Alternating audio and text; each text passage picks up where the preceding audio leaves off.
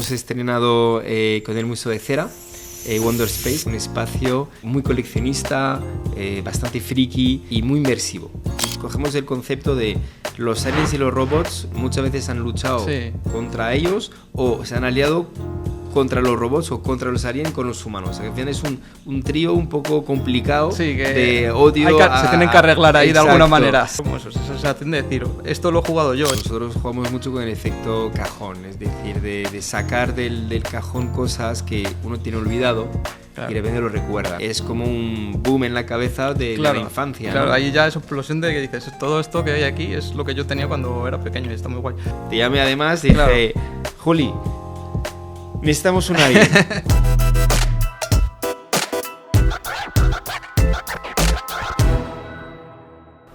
Hola Jeff, ¿qué tal? ¿Qué tal? ¿Cómo estás, Juli? Pues mira, aquí estamos muy bien. Bueno, estamos los dos muy bien aquí. Ahí en Dalecera. En Dalecera, este espacio... Está muy bien el espacio, me gustó mucho. Sí, es un podcast aquí para hablar un rato, además para charlar un poquito así en confianza.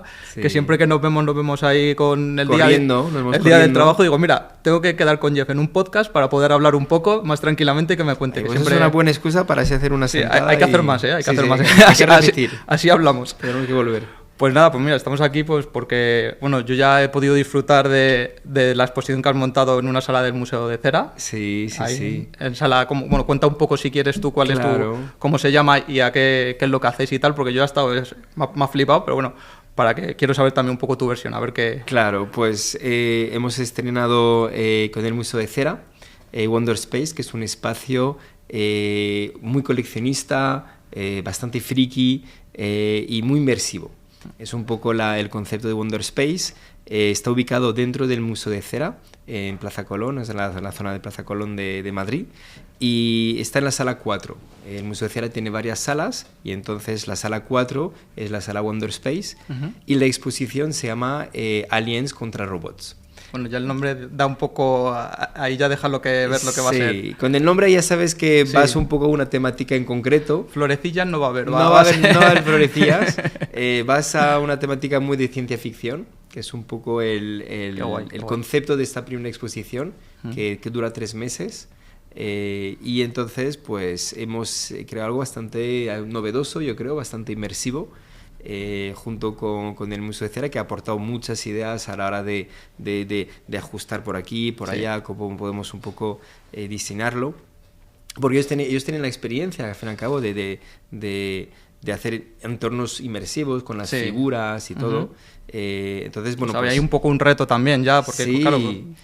Había un reto de estar a la altura de lo que ha hecho el museo durante mucho tiempo, ¿no? Y es un museo muy conocido, que todo el mundo ha ido. Yo que he estado ya allí, que he podido disfrutarlo, la verdad es que las salas que habéis hecho son espectaculares. Lo que vi es eso, que no es solo las piezas que hay, que bueno, son todos de tu colección, ¿no? Entiendo que... En parte, algunas no, son de dos coleccionistas también. 2 coleccionistas sois, ¿no? Sí, que es Miguel Ángel Jimeno, que es un coleccionista sobre todo de Star Wars, uno de los, si no es ya el mayor coleccionista de España y de Europa. Qué bueno. de Star Wars. Y entonces también, bueno, pues ha participado en aportar alguna de sus piezas. O sea, digamos que 2 personas son los que habéis aportado las piezas para hacer... Bueno, nosotros un poquito también hemos aportado. Hablaremos de lo que nos has traído, que pero es bueno, espectacular. sí que es verdad que yo la verdad es que estuve y las piezas son espectaculares. Ahora te preguntaré un poco también a ver qué piezas así destacan un poco más, porque claro, al final vas y hay tantas cosas que abruma un poco, pero sí que es verdad que los espacios me sorprendió eso, que eran también muy inmersivos, ¿no? Sí, hay, digamos, creo que son 5 o 6 salas, tenía que hacer recuento, pero la primera es como una sala un poco de espera, pero queremos que la espera para entrar a la sala sea, digamos, ya un poco inmersiva e interesante, ¿no? Entonces hemos recreado toda una línea del tiempo, desde los orígenes de la ciencia ficción como género hasta ahora, ¿no? Entonces empieza la línea del tiempo desde 1860, me parece, que es con Julio Verne, el escritor que, pues, digamos, es el padre de la ciencia ficción, ¿no? Luego ha habido muchos que le han seguido detrás, pero ha creado, digamos, una serie de historias que hoy en día pues siguen fascinando, como es 20.000 leguas bajo el mar, Viaje al centro de la Tierra o Viaje a la Luna. Bueno, pues son algunas de las historias que hoy en día pues se siguen haciendo películas y contando sobre eso, ¿no? Entonces, bueno, pues una referencia a Julio Verne, pero también a la Guerra de los Mundos, a Philip H. Dick de Blade Runner también, Sí. de si los androides suenan con ovejas mecánicas. Entonces, bueno, pues... Y luego poco a poco vamos metiendo pues todo lo de ahora, de pues películas más recientes, Matrix... Había todo, también cosas de videojuegos que vi, había figuras... Había figuras, juguetes, los Transformers, que al fin y al cabo son robots. Entonces ahí cogemos el concepto de los aliens y los robots muchas veces han luchado Sí. contra ellos o se han aliado contra los robots o contra los aliens con los humanos. O sea, que al final es un trío un poco complicado Sí, que de odio. se tienen que arreglar ahí de alguna Exacto. manera. Sí, Oye, sí, pues mira, sí. en el espacio este es un buen sitio donde se arreglan, ahí lo vemos, Justo, están todos juntos además. justo. Y yo lo que te quería comentar es que yo que ya cuando estuve, me pareció pues eso, que todas las piezas que había, que estaban chulísimas, despertaron, habían piezas que yo he tenido en mis manos, porque creo que es lo bueno de la exposición, que vas y te hace como volver un poco a cuando eras niño o cuando jugabas, porque había figuras, había videojuegos que yo había jugado. Y claro, esa sensación de entrar en un sitio, recuerdos que tienes ahí que ni te acuerdas, que estaban ahí, están en tu mente, pero no te acuerdas. Y claro, yo fui con unos amigos y fui con mi chica, y bueno, verlo y decir, pero bueno, esto era con lo que yo jugaba, esto era con lo que... Claro. Y entonces ese sentimiento de decir, esa nostalgia, Sí. me pareció que estaba súper guay, súper conseguida de la exposición. Justo nosotros jugamos mucho con el efecto cajón, es decir, de sacar del cajón cosas que uno tiene olvidado Claro. y de repente lo recuerda, ¿no? Claro, es que era eso, o sea, había los típicos gogos estos que cuando eres pequeño juegas, Sí. y videojuegos y todo, o sea, y era como eso, esa sensación de decir, esto lo he jugado yo, y además yo, con una anécdota que me pasó con mi chica, hay una diferencia de edad de 10 años, Sí. y parece que no, pero como que todo ha evolucionado bastante, que casi que Y no nos muy hemos dado rápido. cuenta, y claro, yo le decía, mira, esto había, bueno, locuras de videojuegos precintados de la Super Nintendo, de Mega Drive y cosas así. Y cosas que yo decía, yo era con lo que jugaba con esto, y estaba el cassette, el cartucho, el típico cartucho Sí. grande. Claro, de los de Soplabas Sopra, para que por lo visto no hacía funcionara. nada. No hacía nada, además lo que hacía es dañar Claro, mover el polvo. el soporte Y del claro, cartucho. lo que te digo, de contarle con esto jugaba yo y tal, y claro, decir, pero esto era con lo que se jugaba antes, o sea que luego también parece que es una exposición muy interesante para la gente que a lo mejor no ha vivido lo que hemos podido vivir nosotros, ve cosas o ve objetos que dicen, pero ¿esto qué era, no? En Claro. plan, y la verdad es que me pareció muy interesante, pues eso, para todo el tipo de edad me pareció muy curiosa. La idea es justo, y la has clavado, o sea, la idea es, dentro de la temática de ciencia ficción, sacar cosas del pasado, de ahora, de lo que se viene, y con mucho producto de merchandising. Tenemos pues el primer espacio, que es la línea del tiempo, luego cuando entra la siguiente sala es una calle futurista que hemos recreado de tipo Blade Runner, de Cyberpunk, Sí. ¿no? Entonces ahí recreamos una tienda, una fachada de una tienda con un montón de productos de merchandising, que es donde tuviste los Sí, cartuchos, eso es, los sí, juguetes, sí. todo eso. Y ahí es como un boom en la cabeza de la infancia, Claro, ¿no? ahí ya es explosión de que dices, todo esto que hay aquí es lo que yo tenía cuando era pequeño y está muy guay. Y luego cuéntame un poco más, las salas van avanzando y... Justo, es como un recorrido, tienes Sí. varias salas. Luego creamos un cine por dentro, porque al final y al cabo la ciencia ficción está muy ligada al Sí, cine. está ligada al cine Muchísimo. completamente. A los videojuegos, a los libros, sí, pero digamos, la puerta de la ciencia ficción que ha subido la ciencia ficción a nivel internacional Sí. como género es el cine.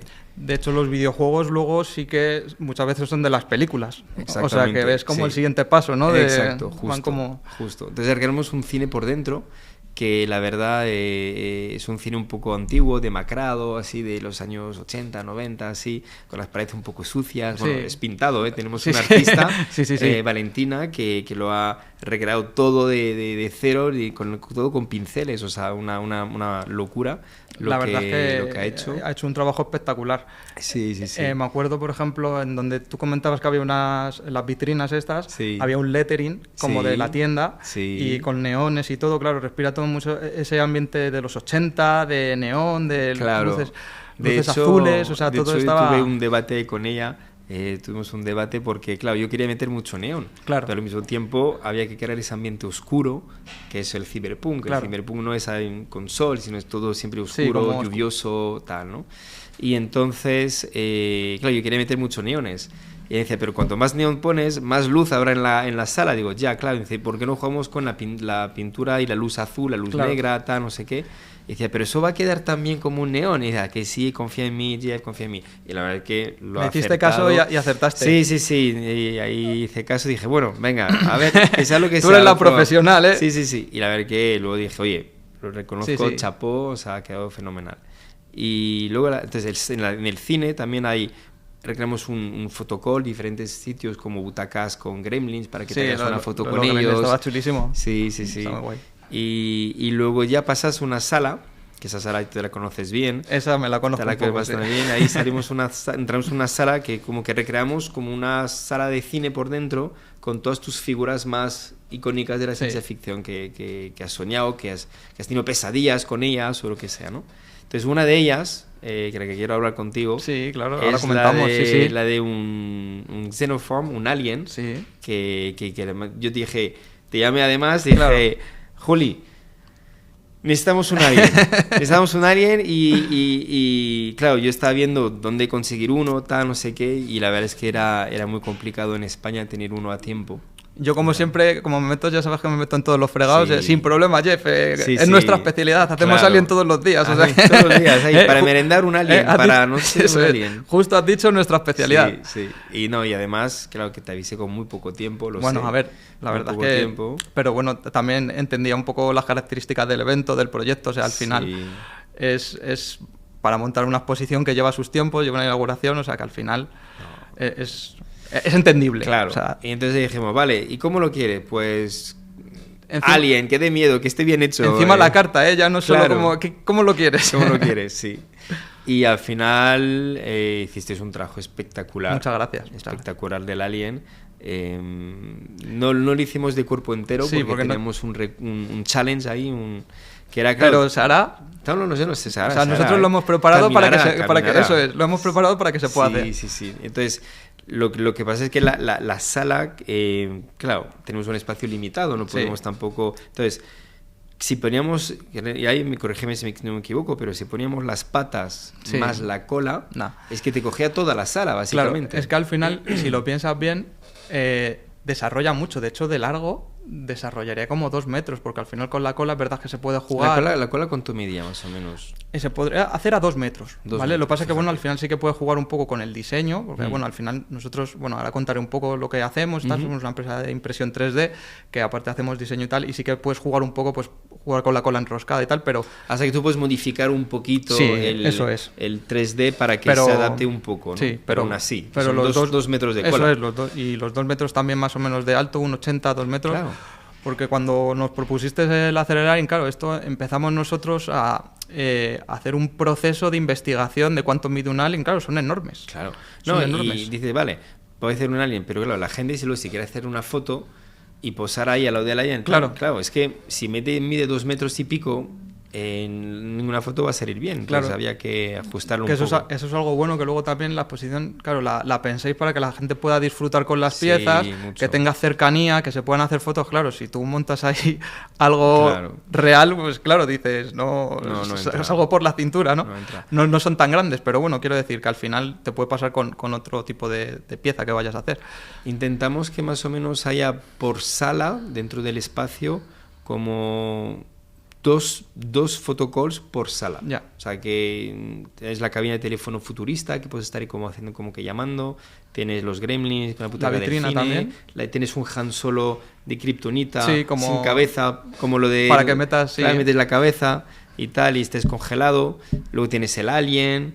entonces hay bastantes photocalls. Y claro, para el alien tenemos un reto, que era el tamaño. Claro. Entonces, al final es una sala también que tienes tus limitaciones por... Claro, entonces nos ocurrió la idea de hacerlo como medio cuerpo. Eso es. Y como que rompa una caja de metal. Sí, una tubería, ¿no? Era algo como una así, tubería, una caja de metal. Que sale de ahí, ¿no? Sí. Y porque al final los aliens, que cuando piensas en las películas... ¿Cómo se mueven? Claro, siempre están en conductos de ventilación, tuberías. Entonces, al final tiene sentido, ¿no? Sí, y la verdad es que quedaba muy bien, además con la parte que era como de rotura y tal, o sea, quedó al final muy espectacular. Sí. Así que nada, y cuéntame un poco cómo fue este proceso, porque Nearby 3D, ¿cómo hacen un reto así? ¿Cómo se encuentran con eso? Pues a ver, Nosotros además tenemos el hándicap de que somos una empresa pequeñita, porque realmente somos 2 socios. Yo tengo una empresa con Dani, que es mi socio, pero que es mi amigo, somos amigos de hace un montón de tiempo. Empezamos con lo del 3D un poco como hobby, ¿no? Empiezas a hacer piezas.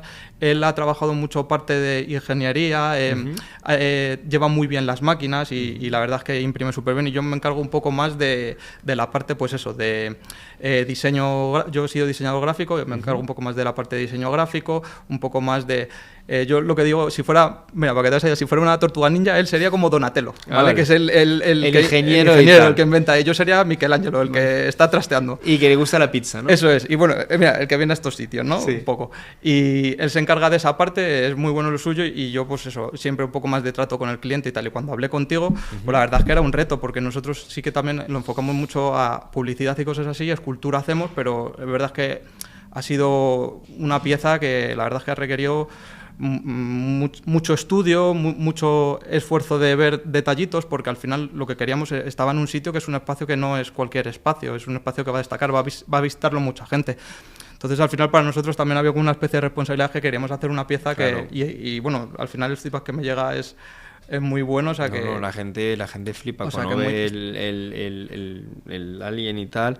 Algo que a mí me preocupa un poco de la impresión 3D, cuando haces figuras, es que luego se nota el hilo, claro, ¿sabes?, de la impresión. Entonces, algo que yo creo que habéis hecho súper bien, claro, es el tema del postprocesado. Claro. Cuéntame un poco sobre eso. Pues mira, nosotros el postprocesado al final es casi a lo que más le damos importancia, por eso que tú comentas, porque la impresión 3D, aunque tú la saques y quede muy bien, al final lo que te dices son capas que van sobre capas y se ve ese hilo. Nosotros le damos mucha importancia al postprocesado.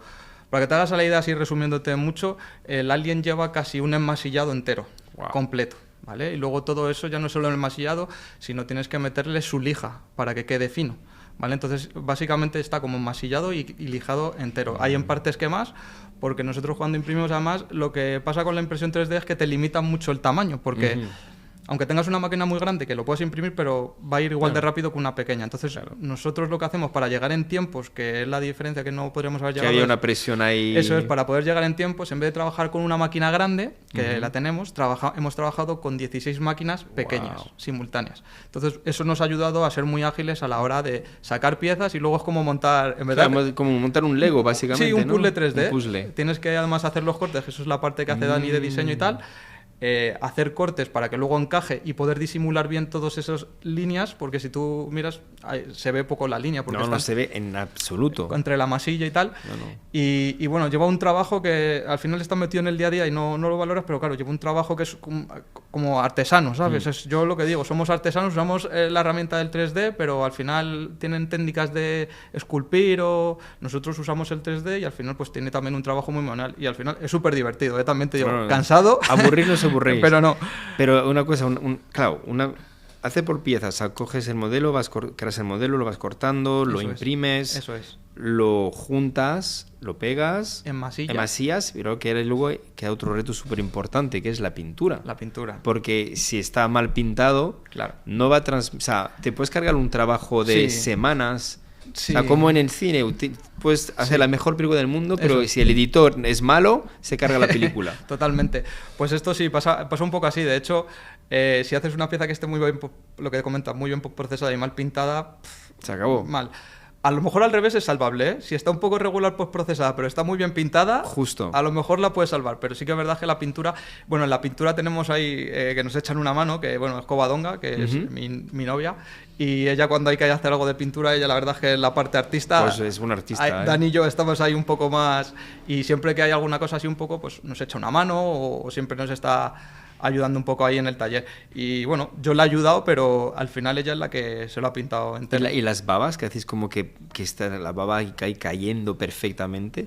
Las babas son, pues, al final lo que te he dicho, un trabajo muy de investigación y tal. Vimos que documentándote en internet, porque al final es como hacer un poco, o sea, salvando las diferencias, pero como efectos de estos de cine, de películas. O sea, quiero decir, yo mucho más profesionales entiendo, pero que al final es como las mismas técnicas. Y vimos en internet que se podía hacer, que bueno, no pasa nada, te lo cuento, es hilo de pescar, simplemente es hilo de pescar, y luego es resina, una resina que con la luz se queda dura, Entonces al final tú eso lo das. Con luz ultravioleta, ¿no? Eso es, y al final, jugando un poco con la densidad, dándole varias veces, pues consigues como ese efecto de saliva, de ¿no? perlita, de saliva, de... Claro, Buah. al final lo que queríamos era eso, sobre todo la parte que más destacaba del Alien, quisimos hacerle que fueran las uñas y la boca, que es como, porque sí que queríamos que diera como un poco de mal rollo, ¿no? Cuando lo veas que sea un poco como de, a ver, Pues me gusta, yo pero... creo que en este trabajo que habéis hecho, lo único que hubiera podido haber ayudado yo es básicamente cortar el hilo de pescar. Bueno, oye, poco más, o sea, lo demás, oye, imposible. Pues, para la próxima te llamo, cuando haya que hacer Sí, babas con te ahí llamo cortar para, el- ya vente para las corto, babas. ya está. Y bueno, ya te digo que ese es el truquito para hacer Qué esa bueno. parte. Y luego sí que es verdad que en la boca y en las uñas intentamos, pues eso, pintarle con detalles un Mm. poquito, no que fuera muy cantoso, pero sí que sutilmente un poquito de sangre, todo Sí. ese tipo de detalles que a lo mejor lo ves y luego en conjunto, cuando te fijas, es cuando vas al punto, queríamos como potenciar mucho eso. Y bueno, al final ese fue un poco el proceso. Y luego ya para rematarlo, nosotros nos limitó un poco la puerta, Claro, porque es que es un bicho. que te llamé Jeff en Y plan eso de... que es medio bicho, pero aún así. Sí, pero igualmente es un bicho. Entonces, bueno, sí que es verdad que te llamé y digo, Jeff, esto te lo tengo que acabar de montar allí en el Museo de Cera. Entonces, porque yo no estaba ahí, estaba viajando. Entonces, ¿cómo habéis hecho qué partes habéis emblocado ahí? Claro, nosotros para que lo hicimos básicamente en 4 partes. Hicimos como el torso, luego la cabeza y luego los brazos. Ok. Entonces, ¿qué pasa? Que llegó un punto que, menos mal que en estas cosas no solemos adelantar, pues probamos y salía antes de pegar los brazos. Y entonces el alien tenía tan envergadura que no salía. Entonces, Entonces, ¿tiene que quitar los brazos otra vez? bueno, no llegamos a ponerlos, lo vale. sacamos por partes, porque luego Ok. tú cuando pintas también, pues es mucho más fácil si pintas por partes y luego haces Claro. un montaje que si te coges el alien entero y lo pintas por... Sí. Y te llamé, Jeff, en plan de, oye, me tienes que dejar que vaya allí a que te lo acabe. Y allí estuvo el alien tirado, que Qué fuerte. estaba allí Valentina además, que fue Sí, cuando la sí, conocí. Y estaba allí el alien tirado que lo dejé de lado para que acabara de sellar con, De sellar. con el adhesivo. Ponemos un adhesivo que es una pasta muy, muy dura, Ok. pero tarda en secar 24 horas. Ah, ok. Vale. Entonces le dije a Valentina, si puedes, por favor, que no lo toques mucho. Qué fuerte. Y estaba No, la pobre pues, allí muy ha apurada. en plan, quedado espectacular, bravo Muchas a ti, a todo el equipo de Nearby. Gracias, hombre. La verdad, ha quedado súper bien. Bueno, también te digo que la pieza la verdad es que nos ha gustado mucho hacerla, pero también luego también en el espacio cuando está con todo, cuando realmente te llena, porque al final le hace simbiosis con el resto de piezas y al final mola mucho. Así que nada, yo, si pueden ir a verla, pues... Bueno, ahora que la gente vaya a verla, Claro. que la disfrute y espero Haga que fotos. guste el susto que se van a pegar y que les guste la exposición. Pero muchísimas gracias otra vez, de No, verdad. hombre, a ti por confiar, que además nosotros somos una empresa que llevamos poquito tiempo y que confíen en nosotros y la confianza que has tenido. Mira, fíjate cuando nos conocimos ahí en el evento este de Pokémon. Totalmente. Con el Squirtle Sí, y ya sí. te digo que muchas gracias, conectamos mucho ahí. Sí. Que no, ¿te acuerdas que no te lo quería dar el Sí, Squirtle? Que sí, digo, bueno, sí, esto al final, me venga, contaste que me era lo para- llevo, que me eso lo es. llevo. Y me contaste Sí. que era para eventos para niños y tal, y dije, bueno, venga, pues... Justo. Así Pues ya que- habrá más exposiciones con el Museo de Cera, haremos una Ojalá yo. orientada un poco al tema de Japón Qué y todo guay. eso, así que... Colaboraciones, así que todo lo que queráis por nuestra parte, encantados.